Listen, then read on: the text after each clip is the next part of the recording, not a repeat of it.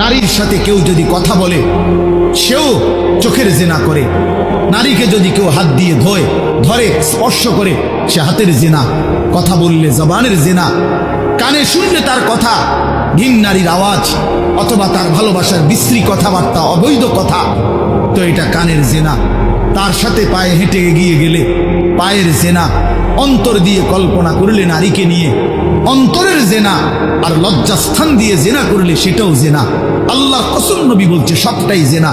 চোখেরটাও জেনা, হাতেরটাও জেনা, পায়েরটাও জেনা, দিলেরটাও জিনা, মুখেরটাও জিনা, শব্দটাও আবার লজ্জাস্থানেরটাও জিনা।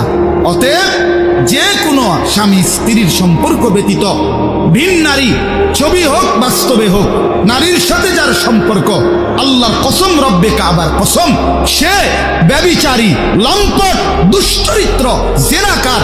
আর আল্লাহ বলছে আমি তোরে ডবল ইউদাফ অর্থ ডবল রিডবল শাস্তি দেব কিয়ামতের দিন।